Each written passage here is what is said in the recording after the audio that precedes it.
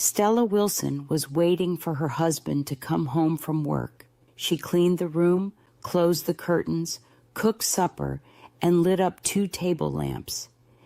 Every now and then, Stella Wilson would look at the clock. She wasn't worried. She just liked knowing that each minute brought her husband closer to coming home. She had a calm and happy demeanor, even when she was sewing clothes.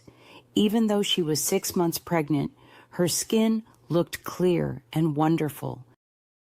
When the clock said 10 minutes to 8, she began to listen, and just on time, she heard the car tires on the gravel outside. The car door slamming, footsteps, and the key turning in the lock. She set aside her sewing, stood up, and walked over to hug him as he entered the room. "Hello, darling," she said. "Hello, darling," he replied. She took his coat and hung it in the closet. Then she walked over and prepared the drinks, making a strong one for him and a weaker one for herself. Soon, she was back in her chair sewing, and he was in the other chair opposite her, holding the big glass with both hands. This was always a happy time of the day for her. She knew he didn't like talking much until he finished his first drink, and she was fine sitting quietly, happy to be with him after being alone in the house for hours. She loved being in his presence and feeling the warmth he brought when they were alone together. She loved him for how relaxed he looked in a chair, how he entered a room or moved gracefully across it with huge steps. She loved the focus in his eyes and his ability to remain silent about his tiredness, exhaustion, sitting calmly until the wine had taken some of it away. "Feeling tired, darling?" "Yes, I'm tired." And as he spoke, he did something unexpected. He raised his glass and finished it in one gulp, even though there was still at least half of it left. Stella wasn't really watching him, but she knew what he had done because she heard the ice cubes falling against the empty glass when he lowered his arm. He paused for a moment, leaning forward in the chair. Then he stood up and walked slowly to get himself another drink. "I'll get it," she cried, standing up. "Sit down," he said. When he returned, she noticed that the new drink had a deep, violent color due to the amount of wine in it. "Darling, shall I get your slippers?" "No." Stella watched him as he began to sip the dark purple drink. She could see the oily swirls in the liquid because it was so strong. "I think it's a shame that when a policeman becomes as senior as you, they make him walk around on his feet all day long," she said. He didn't answer, so she lowered her head again and resumed sewing. But every time he lifted the drink to his lips, she heard the ice cubes falling against the glass. "Darling, I made cheese pie for supper. Would you like me to get you some? I haven't made any dinner because it's Friday." "No," he replied. "If you don't want to eat cheese pie, there's plenty of meat and other food in the freezer," she said. Stella looked at him, her eyes waiting for an answer, a smile or a small nod, but he remained silent. "Anyway, I'll get you some mushrooms and sausages," she continued. "No, I don't want it," he replied. "But you should eat. I'll cook it anyway, and then you can decide whether to have it or not." She stood up and placed her sewing machine on the table. "Sit down. Just for a minute. Please sit down," he said. It was at that moment when she began to feel frightened. "Sit down," he said again. Stella slowly sat onto the chair, watching him all the time with those large eyes. He had finished his second drink and was staring down into the glass, looking serious. Listen, I need to tell you something, he said.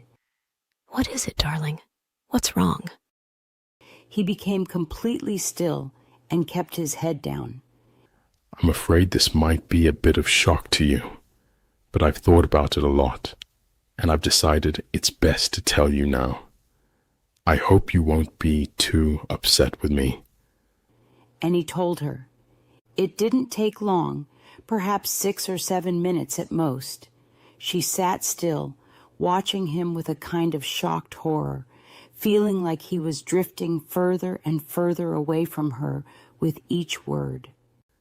So, that's the situation, and I know it's not the best time to tell you, but there was no other option. I'll give you money and make sure you're taken care of, but let's try to keep it quiet. It wouldn't be good for my job if there was a lot of fuss. Her first reaction was disbelief, wanting to reject everything he had said. It occurred to her that perhaps he hadn't even spoken, that she herself had imagined the entire conversation. Stella thought that, if she kept on working and acted as if she hadn't heard anything, maybe later, when she felt more awake, she would find out that none of it had actually occurred. I'll prepare dinner, Stella whispered, and this time he didn't stop her. As she walked across the room, she felt like she couldn't even feel her feet touching the floor. She couldn't feel anything at all except a desire to vomit. Everything was automatic now. Down the steps to the cellar, turning on the light switch, opening the deep freezer, and grabbing the first thing her hand touched. She took it out and looked at it. It was wrapped in paper, so she took off the paper and looked at it again. A leg of lamb. All right then, they would have lamb for dinner. She took it upstairs. As she passed through the living room, she saw her husband standing by the window with his back turned towards her. She stopped. For heaven's sake, don't make dinner for me. I'm going out, he said. At that moment, Stella walked up behind him without any hesitation and hit the large frozen leg of lamb on the back of his head. She took a step back, waiting. He stood there for 4 to 5 seconds until he collapsed onto the carpet. The sound of the crash brought her out of the shock. She came back to reality slowly, feeling cold and stunned. She stood there for a moment, blinking at the body, still holding the piece of meat tightly with both hands. Okay, so I've killed him, she told herself. It was remarkable how clear her mind became in that moment. She began thinking very fast. Being the wife of a detective, she knew very well what the consequences would be, but that didn't matter to her. In fact, it would be a relief. She was worried about the child. What were the laws regarding murderers who were pregnant? Did they kill both the mother and the unborn child? Or did they wait until the child was born? What did they do? Stella Wilson didn't know, and she didn't want to take any risks. She took the meat into the kitchen, put it in a pan, turned the oven to high, and placed it inside. Then she washed her hands and went upstairs to the bedroom. She fixed her hair, touched up her lips and face. She tried to smile, but it looked odd. Hello, Scott. She spoke aloud. Her voice sounded strange to her ears. Scott, I'd like some carrots and tomatoes, please. That was better.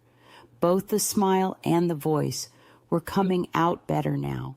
She practiced it several more times. Then she ran downstairs, took her coat, and went to the market.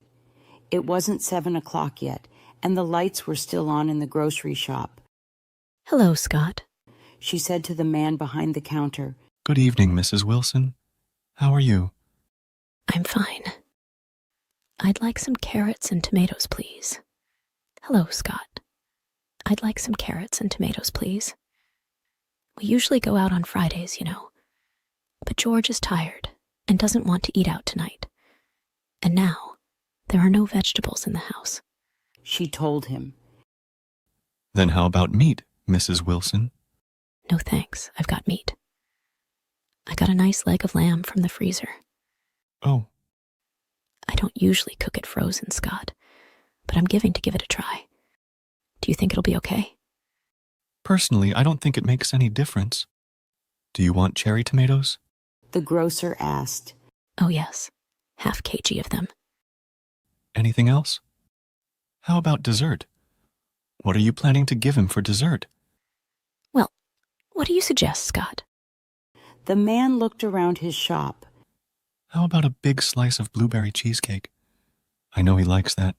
Perfect. It's his favorite. After everything was wrapped and she had paid, she said, Thank you, Scott. Good night. Good night, Mrs. Wilson. And thank you. As she hurried back, she told herself that she was simply returning home to her husband, who was waiting for dinner. She needed to cook it well and make it as tasty as possible, since the poor man was tired. She was just going home with the vegetables. Mrs. George Wilson going home with the vegetables on Friday evening to cook dinner for her husband. Do everything right and natural.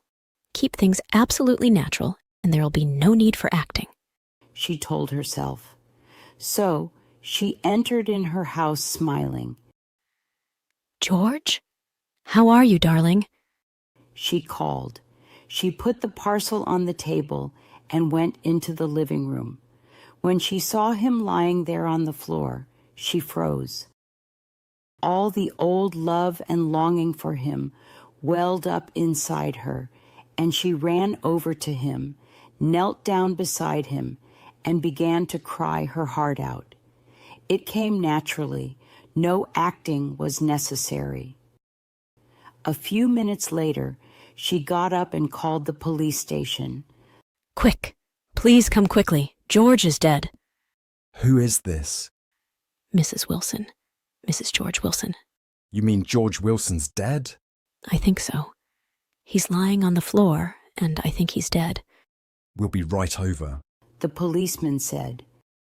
The car arrived very quickly, and when she opened the front door, 2 policemen walked in. She knew them both. She knew almost everyone at that station. She went over to join the other one, named Albert, who was kneeling by the body. Is George dead? Stella cried. I'm afraid he is. What happened? She quickly told him story about going out to the grocer and coming back to find him on the floor. As she spoke, Sergeant Albert noticed some blood on the dead man's head. Soon, more people began to arrive at the house. First, a doctor came in, followed by 2 detectives. Later, a police photographer arrived to take pictures, and a man who knew about fingerprints also came in.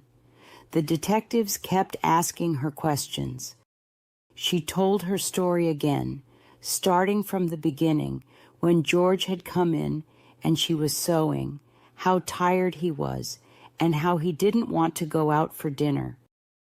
She told that she had put meat in the oven and then went out to the grocer for vegetables and returned to find him lying on the floor. Which grocer? One of the detectives asked. She told him, and he went outside onto the street. He came back in 20 minutes with a page of notes, and there was more whispering. Through her sobbing, she heard a few phrases like, Acted quite normal, very joyful, wanted to give him a good dinner. Cheesecake, impossible that she... After a while, the photographer and the doctor left, and 2 other men came in to take the body away on a stretcher. The 2 detectives stayed, along with the 2 policemen. They were very kind to her, and Albert asked if she would prefer to go somewhere else, maybe to her sister's house or to his own wife's place, where they would take care of her for the night. No. She said. She didn't want to go anywhere. Shouldn't you lie down on the bed? Albert asked. No, I'd like to stay here in this chair. When I'll feel better, I'll move, She said. So they left her and went to search the house. Albert told her that her husband had been killed by a blow to the back of the head, most likely with a heavy object. They were searching for the weapon. The murderer might have taken it with them, but it was also possible that they had thrown it away or hidden it somewhere in the property. The search went on. She was aware that there were policemen all around the house. It began to get late, nearly 10 o'clock. The 4 men searching the rooms looked tired. Albert, would you mind getting me a drink? She asked. Of course, I'll get you a drink. You mean this wine? Yes, please. But just a little. It might make me feel better. He gave her the glass. Why don't you have one yourself? You must be awfully tired. Please do. You've been very kind to me. Well, it's not allowed, but I'll just have a drop to keep me going. Albert replied. After drinking wine, he went into the kitchen. He quickly came out and said, Mrs. Wilson, you know your oven is still on and the meat is still inside. Oh dear. I completely forgot. He exclaimed. She then went into the kitchen and turned off the oven. When she came back to the living room, she spoke to Sergeant Albert. Well, you all are, trying to catch the person who killed George. You must be terribly hungry because it's long past your dinner time. I know George would never forgive me if I allowed you to stay in his house without offering you food. Why don't you eat up that lamb that's in the oven? It should be cooked by now. Wouldn't dream of it. Sergeant Albert said. Please eat it. It would be a favor to me if you'd eat it up. Then you can go on with your work afterward. The 4 policemen hesitated initially, but they were very hungry, and eventually they were persuaded to go into the kitchen and help themselves. Stella stayed where she was, listening to them talk among themselves. Would you like some more, Patrick? No, I shouldn't. I better not finish it. She wants us to finish it. She said so. All right then, give me some more. The doctor says George's skull was smashed to pieces, just like from a sledgehammer. That's why it should be easy to find. Whoever did it is not going to carry something like that with him. I believe it's right here on this property. Probably right under our very noses. What do you think, Albert? And in the other room, Stella Wilson began to giggle.